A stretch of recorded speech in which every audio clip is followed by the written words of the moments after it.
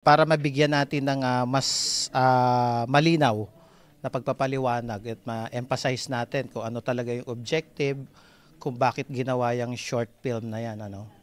So kami, ako, si Direk Epi, the rest of the staff team na nagsama-sama dyan, nag-collaborate para mabuo yan.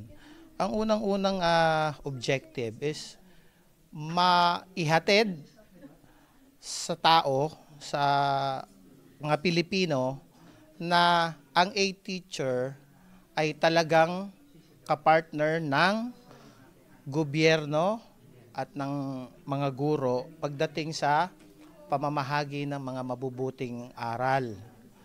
Hindi lamang sa estudyante, maski sa mga hindi na estudyante. Kasi parang ano yan para sa amin, holistic yon yung approach. So lahat makakapanood, lahat magkakaroon ng tinatawag na realization. So sa amin, ano lang kami, kumbaga mapalad lang kami kasi nga kami ay nagre-representa ng mga sektor ng guro.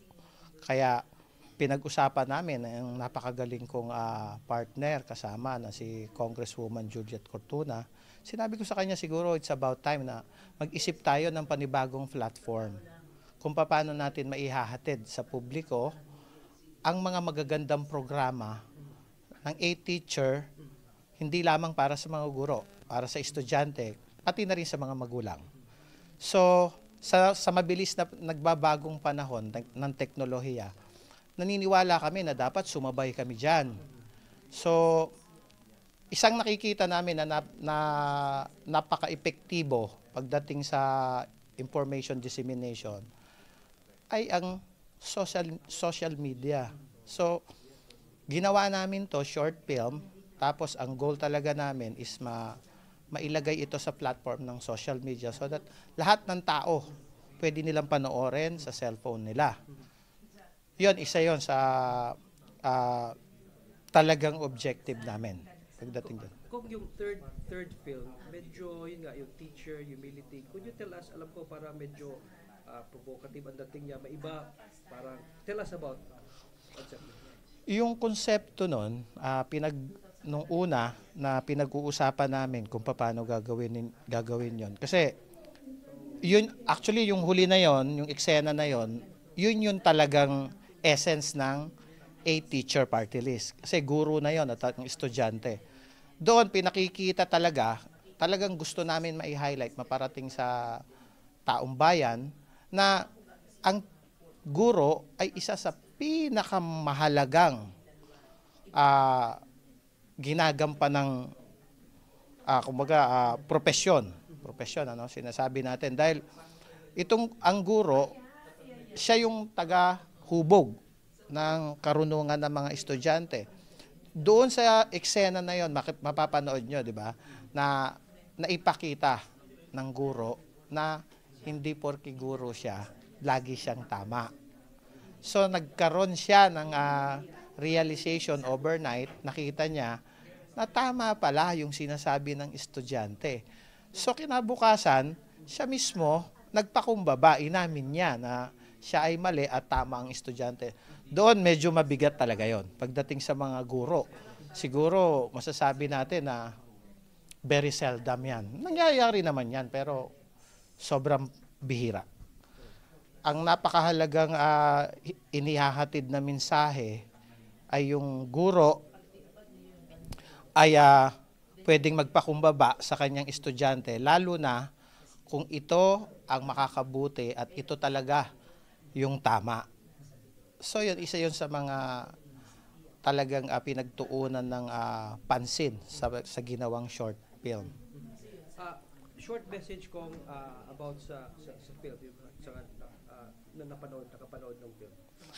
Ayun, yung short film, tatlo siya, no? Tatlong trilogy nga siya.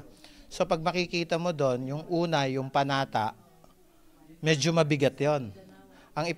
Medyo ang dating nun, confrontational. Kasi talaga ipinapakita ron kung paano yung lawlessness ng bawat Pilipino pagdating sa mga simpleng-simpleng batas na hindi na susunod. Alam naman, pero hindi sinusunod. Why? yung paglabag sa batas naging practice eh. Minana, inulit-ulit hanggang sa naging habit na. Example, kita mo pedestrian, ang laki-laki, hindi nila ginagamit, doon tatawid sa hindi pedestrian. Nakikita mo, no parking, doon nagpa-park. So, ngayon, paglabas mo rito sa building na to, makikita mo, totoo yan. Makikita. So, ano ang ibig sabihin? Confrontational in the sense na talagang dinidirekta yung mensahe, talagang ipinapakita na talagang may mali at dapat itama. At yung pagtatama, hindi lamang role ng gobyerno, role din ng mga sibilyan, tayo, komunidad. Kumbaga, it's a team effort. Kumbaga, lahat yan, obligasyon natin lahat. So, mahabang tawag dito, proseso. Pero kailangan natin umpisahan ngayon. Andiyan dyan ang A-teacher, siguro naumpisahan na namin, ipagpapatuloy natin yan para maging practice na rin na itinatama ang bawat mali. Kung invite po sila to watch the film. Okay. Muli, inaanyayahan ko ang lahat, estudyante, teacher, mga magulang, na panoorin nyo yung trilogy na ginawa ng A-teacher sa pamamagitan ng EPQ Production at saka ng Alienation. Ang nag-direct nito ay si Epi Quizon. So, napakaganda at ito ay maraming leksyon, aral na ibabahagi sa atin. So, inaanyayahan ko po kayo muli na panoorin ito.